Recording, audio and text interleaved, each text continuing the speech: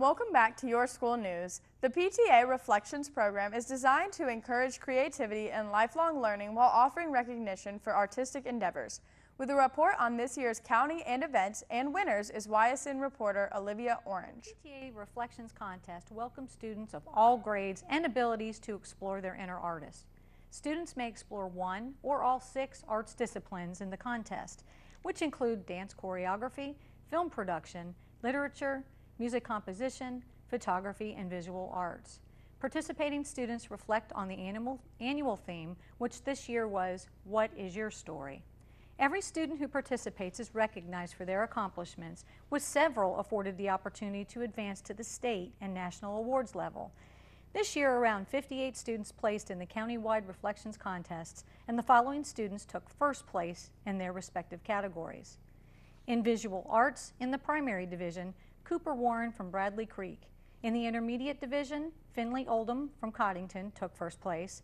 In the middle school division, Trista Guidi from Holly Shelter took first. And in the high school division from Ashley, Sophia Copeman took first place. In the literature category, 2 students from Bradley Creek took first place, Walter Wishiam in the primary division and Keener Whitmer in the intermediate division. The middle school winner was Alexis Sturgill from Holly Shelter, and the high school winner was Mina Yakubu from New Hanover. This year's first place reflection winners in dance were Vladi Kamek from Parsley in the intermediate division and Haley Hines from Holly Shelter in the middle school division. In photography, there were first place winners in all 4 divisions. In primary, Maeve Haney from Parsley. In intermediate, Brooke Wood from Coddington. In middle, Riley Peterson from Myrtle Grove. And in high school, Cameron Jefferson from Laney. The film category had 3 first place winners. The primary winner was Autumn Beaulieu from Blair. The intermediate winner was Olivia Mallard from Parsley, and the high school winner was Cameron Sinclair from Ashley. Finally, in the Reflections Contest music category, Sienna Boldazar from Parsley took first place in the primary division. Also from Parsley, Kate Knobloch took first place in the intermediate division, while Megan Bergstrom from Myrtle Grove placed first in the middle school division. The National PTA Reflection Program is the PTA's cornerstone arts program. It was developed in 1969 by Colorado's PTA president to encourage students to explore their talents and express themselves. Since then, the Reflection Program has inspired millions of students to reflect on a specific theme and create original artwork. This year, all the students who placed in the program were recognized at a Reflections Gala held at the Minnie Evans Performing Arts Center. State winners will be announced on April 22nd, and those entries will advance to the national competition. Reporting for Your School News, this is Olivia Orange. In case you missed it during our brush with a hurricane and all the holiday news, but John T. Hoggard High School, Jean Hall received the prestigious Wilma Woman to Watch in Education Award. Her students, friends, family, and colleagues gathered in Cape Fear Community College's Union Station to support Ms. Hall, who was one of 5 finalists for the Education Award. For the past 3 years, Ms. Hall has been working on getting Hoggard's authorized as an international baccalaureate world school by the nonprofit educational foundation that maintains the respected and rigorous program. Now that it's launched, it's the first IB program in New Hanover County. Nearly 300 students are involved in the program as Hoggard this year, 40 students enrolled in its first cohort and another 250 in the pre-IB program for 9th and 10th graders. Ms. Hall has been a Hoggard teacher for the past decade. Congratulations, Ms. Hall, this year's Wilma Women's to Watch in Education Award winner.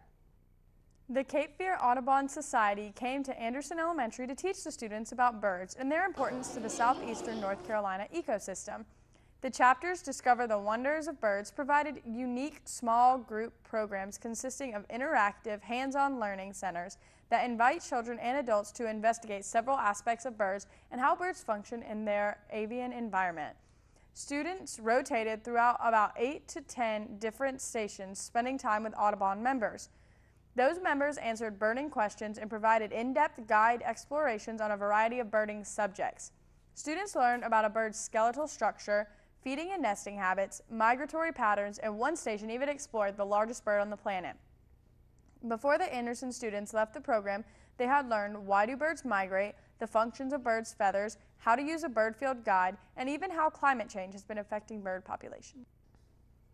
Jennifer Leeds, the gifted education specialist at Ogden Elementary, is the 2016 recipient of the NC Farm Bureau Agency in the Classroom Going Local Grant Program. Miss Leeds won $300 to use for her Farm to Table Academy, where her students are taught how to grow their own food and, most importantly, how delicious the fresh vegetables taste.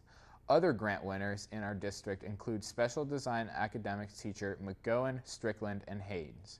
These teachers were approved for a grant from Wave Transit to add a bus stop that wheelchair-bound students could get to conveniently, allowing them to participate in the community events as required by the SDA curriculum.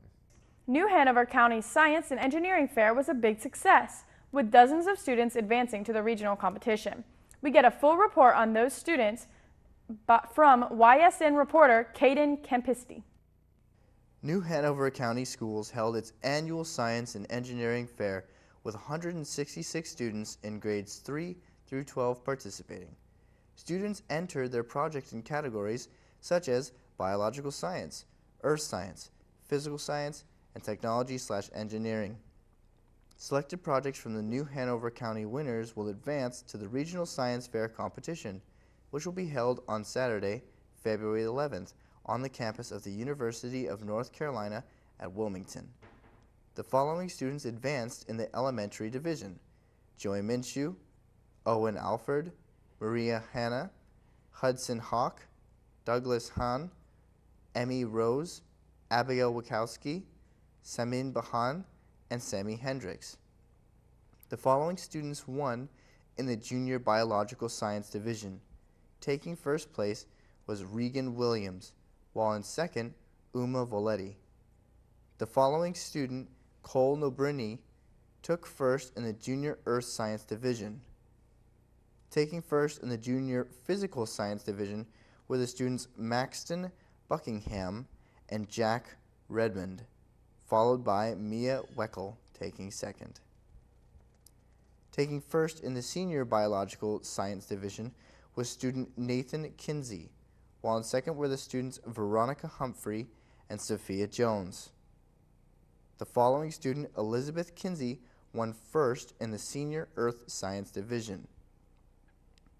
Andrea Lamas and Giovanni Booty placed first in the Senior Physical Science Division, while Zane Dash placed second.